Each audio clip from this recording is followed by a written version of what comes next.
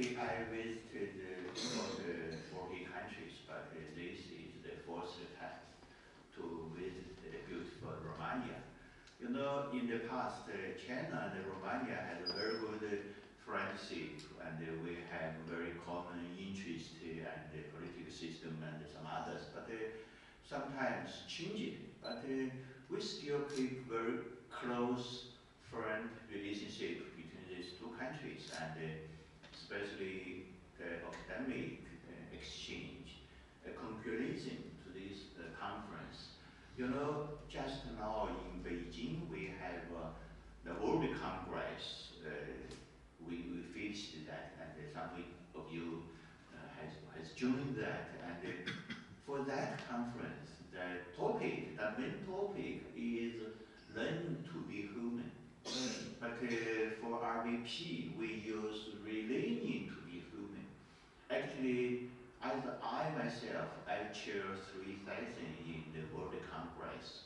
I always told the participants, I think learning to be human is good, but is not as good as relearning to be human.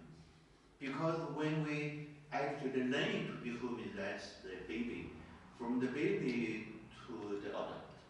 But every person, even now we are already philosophers, no matter how old you are, you should relearn to be human. So I think RVP is a very good topic. And I think Professor George McLean, actually he is also our common friend. I met him last 1989, many years ago. And he visited our university. And I visited Washington DC, their institute, many times. After he died, I especially come to US and for the ceremony to give my idea about him last year. And even in this World Congress, we also specially gave a deep memory and celebration for him, for his achievement. And just now the professor told him, that's my confirmation. So congratulations to this conference. And I noted that in Romania, your center, Professor Deng, has done a very good job. And you organized so many different kinds of seminars, and you invited many scholars come from different countries. So I'm so lucky. This chance, I just finished my conference in Germany yesterday. Then I come here. So it's a great chance to meet you all. The third, I think, I should especially thanks to my host, the academy, especially the institute and the university. I think we actually, why can sit here to discuss some problems? I think it is really, we need the international communication and especially exchange our idea. Now the world is really in a very special period. Sometimes I think it's in the, I don't know, in this middle. Which direction is the right way? Most of the countries, even US, Europe, yesterday, and the day before yesterday, we talked this with German friend, and yes, I visited Australia and also India, many countries, Britain. I found that now we are in a period to redefine our way, our future, our direction. So that's why I think this conference has a very good topic. That's the cultural boundaries and the boundary cultures. Actually, one of my sessions I chaired in the Conference of Philosophy in Beijing, August, is as such kind of name come from different countries. Every person, every scholar, same family. The border is not a small, less, weak, but a strong, big, and very complex. So I think that really leads us to discuss.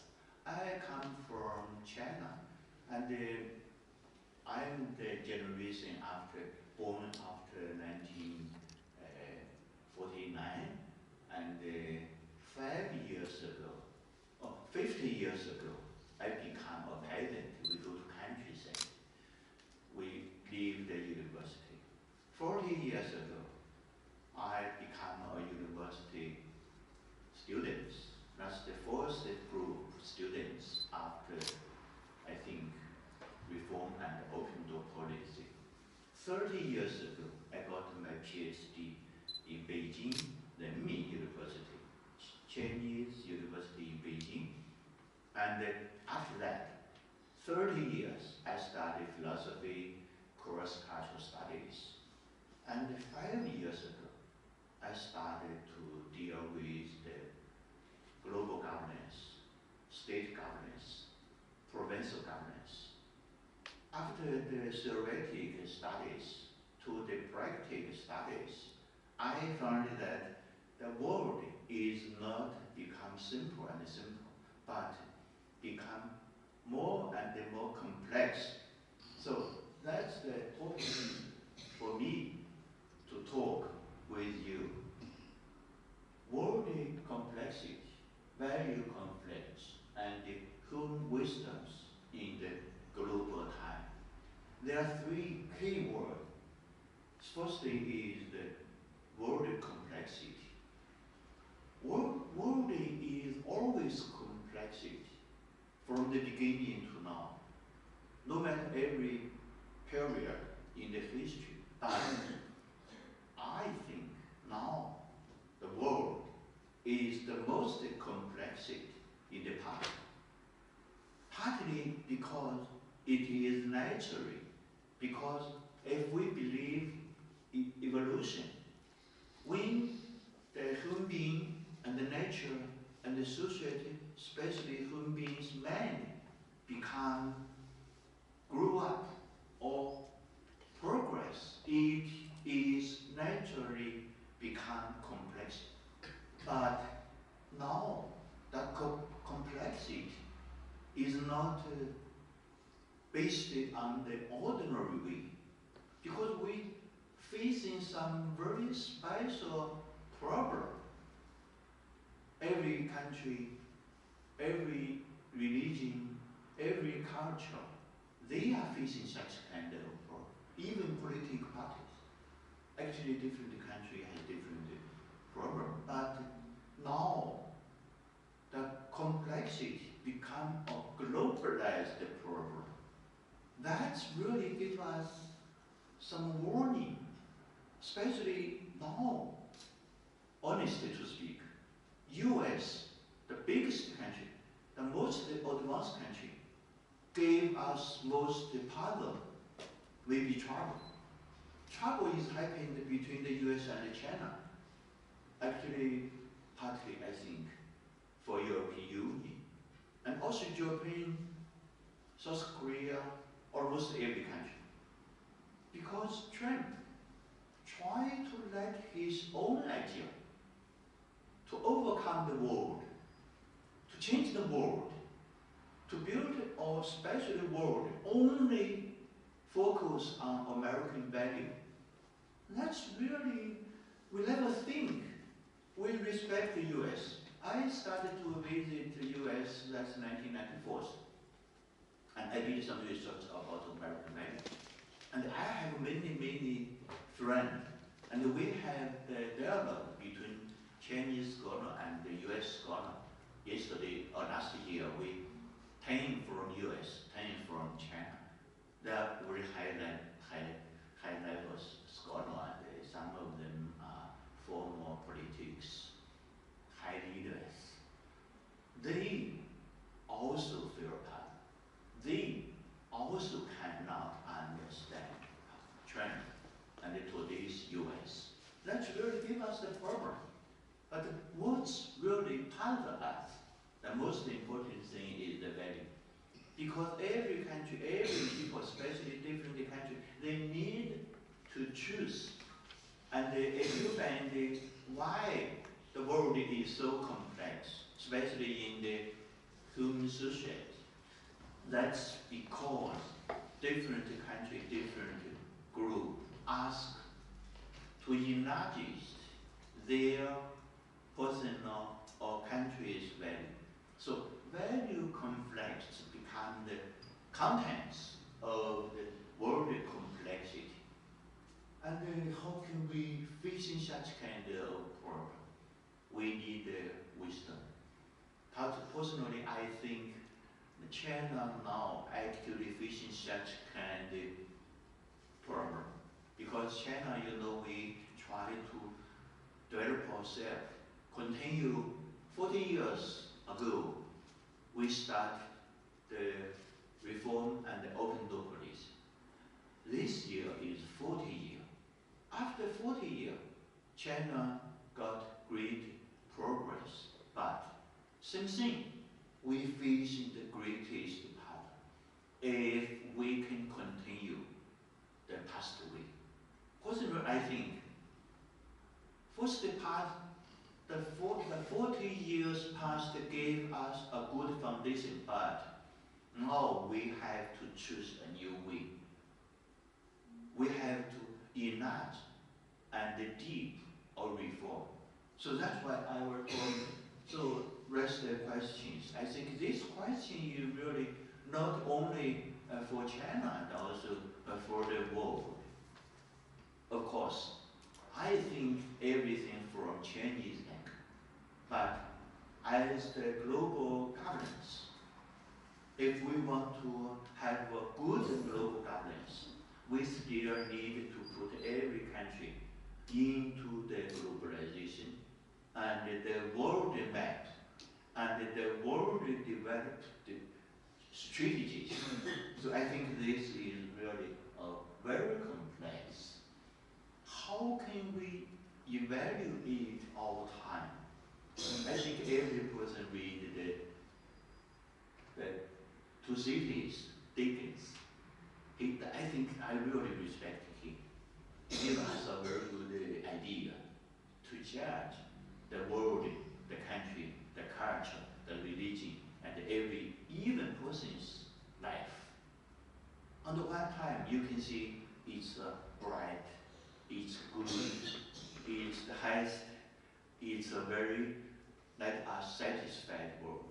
But on the another side, you can find it's very bad, it's dark, it's really puzzle us, damage us. That's really happened, or you can see in China, I don't know if in Romania, and at least I think in the world. I did some interview with US scholars. They have much more power to US than us, because they live in US.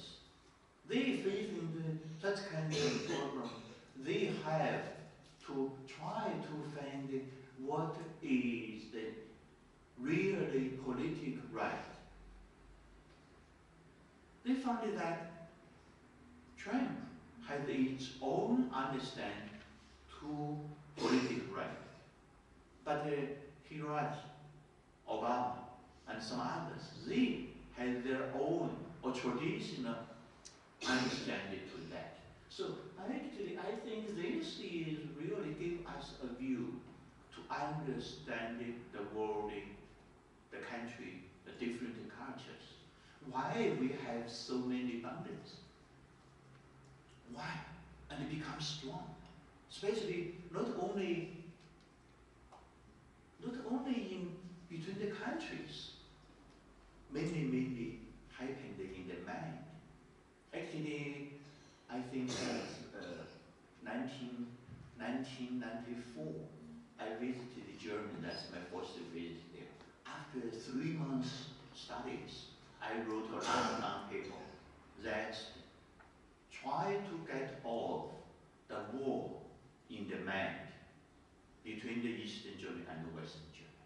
Even now, we're still facing such kind of problem. So I think this is really need us to discuss. And I don't think we can really find the answer. Today, we need a long, long time to think. The answer is in the progress of our life, our country's life, a human being's life. So I think how complex value situation we are facing and why. Here I listed the main things. The first thing is the traditional and the modern values, especially for China, I think. We have a long, long history, 5,000 years. But how can it like join the modern values? Then the third one is individual and the social values. Always has such kind of contradiction. Every person has its own value and their own benefit, and that it become the biggest, get as more as possible. But how can let the social value become equality and justice? The third one is the value of social equality and efficiency. Actually, I think in China, especially since 1978, when we go from the planning economy to the market economy, that's totally different. I guess Romania also passed such kind of, that's the very difficult period. In the past, we always ask equality, but if everything is equality, why I want to do it better? Why I want to do something more?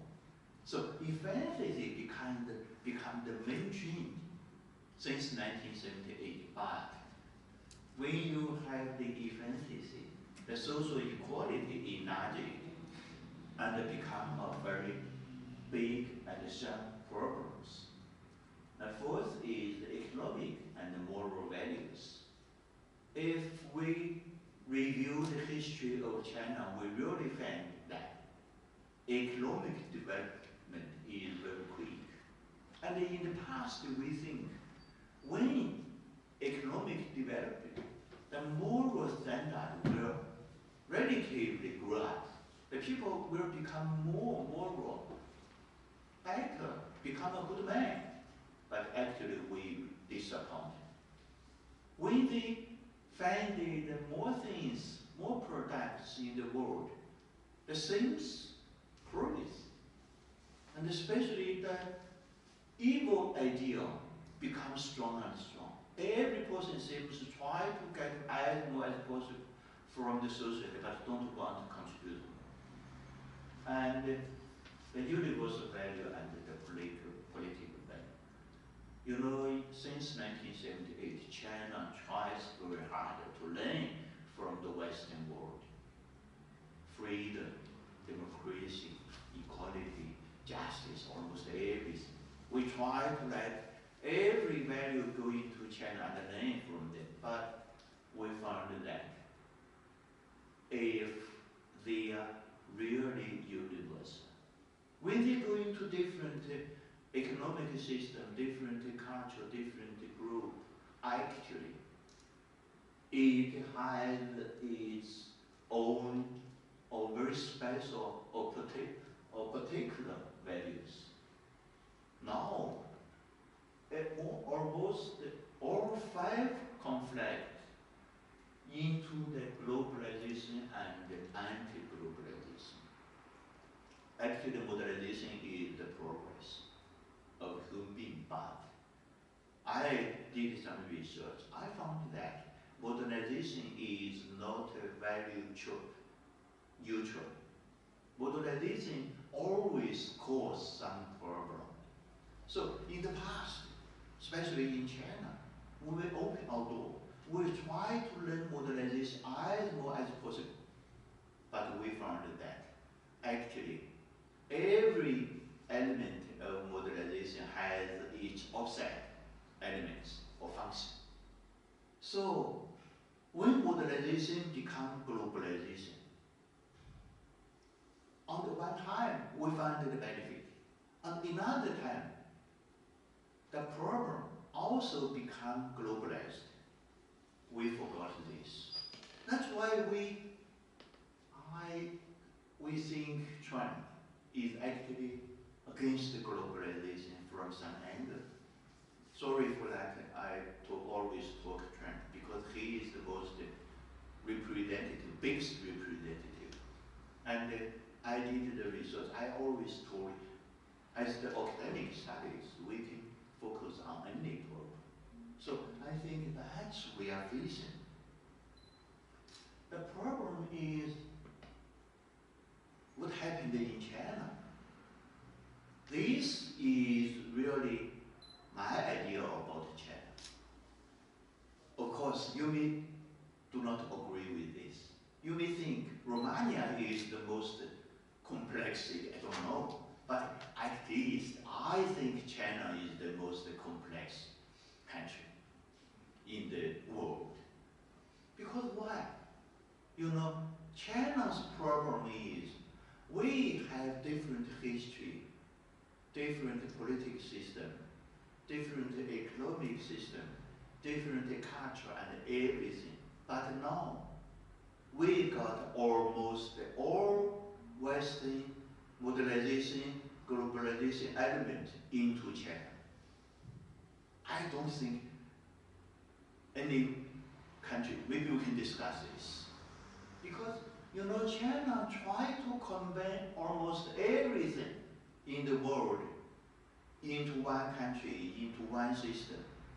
That's the problem, that's challenges. Of course, first we got the benefit. You know, we still keep the government, but we let the market. In the past, we think the market will place the foundational function. But now, the central government said, the market will play the fundamental, not the fundamental, determinist function. So we always feel very difficult. Modernization, globalization, and the science and the technology. China, you know, in the past, we always stay in the Chinese good. Maybe in China is not a good would live. Is always on the street. But now become a good, but not expensive. How can we really run? And also economic and the government, we still try. That's really very difficult. Actually, industry, company, and every individual, how can they combine their needs, benefit with the government, and especially Chinese Communist Party. They try to encourage 12 core values. You may find that they are not only China. Every country maybe you think is good. Rich and strong, democracy, civilization, harmony, equality, justice, democracy, and governed by law, patriot, and professional dedication, integration, friendly. So China actually, from the ideology, from the production, from the economic system, from the political system, from everything, it seems one of the most multiple and complex countries. So we got more challenges than any other countries. I don't know if you think it's good or disagree, agree or disagree. That's not maybe that's the town war in closer. When you study in Romania, in Australia, in US, you may find your country seems has more problem. But I, as a Chinese scholar, I always try to find the problem we are facing in China. We compare, we did some comparative studies. We really find that China is really very complex. But facing such kind of problem, what kind of wisdom can help us to facing such kind of problems? I think that's really need us to think. Personally, I think we need a kind of big wisdom or great wisdom or special wisdom. And personally, I think now all human beings from the whole or the country or different part, political part or different culture, the wisdom is not good enough. We lack or need the wisdom to deal such kind of problem. So I think the problem we are facing can only solve by ourselves. So I think we should learn and try to get different kind of resources, wisdoms from the history to the contemporary, from the theoretic to the practice, and especially use or kind, I call it the complex thinking model. From this, I come here to learn Romania wisdom and Australia, US, German wisdoms. But what can China contribute to the world? From the traditional angle, I think maybe every person knows China has a long history. So we still need to recap, to redefine, and to reenact the Chinese wisdoms. What can we learn? From the historical, I like to mention these four. Firstly is the unity between sky and earth. You know, in the past we don't really focus on this, but recently we found that this kind of problem is really become serious and very sharp. So, what is the unity between the sky and the human being? We need to know ourselves as human beings and know the nature. And I think it's not easy for human beings to really unify sky and the earth. That's really need us to think. And also the golden rule. What is golden rule? Golden rule in Chinese we call it 中庸之道. What is 中庸之道? We ask people, do not go too fast, but do not too slow. Do not go too left, but do not go too right. Keep in the middle. Keep a good speed. Keep a good choice. Never be too extreme to deal anything. And the third one is the collective spirit and the family values. Actually, in Chinese traditional culture, every person first belongs to their family. Then all the family belongs to their ethnic group.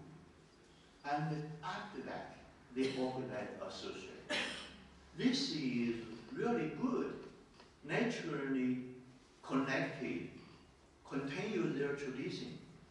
But only this is not good enough. We still need the modern social relationship and modern governance. So the last one is social harmony. In China, the people always try to have a very good attitude to others, to family, to colleague, to friend, even to others. So that's the traditional one. But traditional one is good, but not enough. The problem is, even China has a long history of this wisdom. Why in the last 100 years we damaged, we draw down, we feared? That means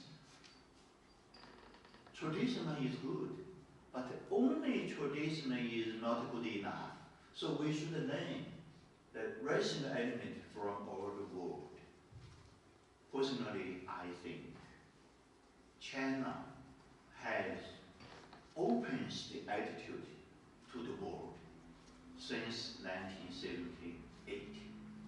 We learn everything. Different country, different culture, different developing model for economic, politics, moral and others. So I think this really gave us the chance to really join the globalization, modernization, and let the modernization become the main value choice for all Chinese people. That's why we can get the achievement after 40 years, become the second big economic country. But I still ask the Chinese people to keep clear of yourself, because you have 1.4 billion people. 1.4 billion. You have so many people. That's the big country, big population. You should have the whole GDP, but we face many problems. What have we done? Actually, we try to combine different values together. Socialism with Chinese characteristics. What is Chinese characteristics? That means that's not the traditional socialism. We, China and Romania, we passed the traditional socialism, but that's not good. That's caused a many problems. So, Mr. Deng Xiaoping, 40 years ago, asked us, we should give up the traditional socialism. We should go into a new period. That's the socialism with Chinese characteristics. What is this?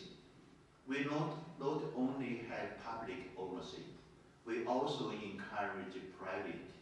We not only use plain economy, we also use market. And we don't only use distribution by work, we also distribute the achievement by different elements. Even if you do not work, if you have capital, that's good. You join us, you got your money. So every element can have their own function. And the modernization with Chinese road. You know, in China, we learned, we try to find a special modernization way, and also Marxism. You know, in the past, this year is 200 years for Karl Marx. 200 years ago, Karl Marx and Engels, they set up a movement. It's got some achievement. It's caused some problem. Now we think Marxism, if you want to learn really from traditional one, for Lenin, Stalinism, and also Mao Zedong thought, you need to transfer from the original one to former Soviet Union, then to China. Even to China, we still needed to let it renewed. That's why we built different kind of ideologies. I did 5 model research, modelization. Traditional one is, I think, European, especially Western European countries. Britain as one. And the third one is American model. That's the 5 Mayflower. That's the important one. And the former Soviet Union's model. And also Eastern Asian countries model. And South American model. Chinese model learned from these 5, but it is not a copy of any of them. Even now, we find it difficult. There is not any theory can explain Chinese development. There is not any political, economic, moral, culture theory can really give us the idea. So that's what we should learn. However, China is still on its way. World is on its way. And I don't know how long China or world situation will become clear or better, or let us feel more safe, less uncertainty.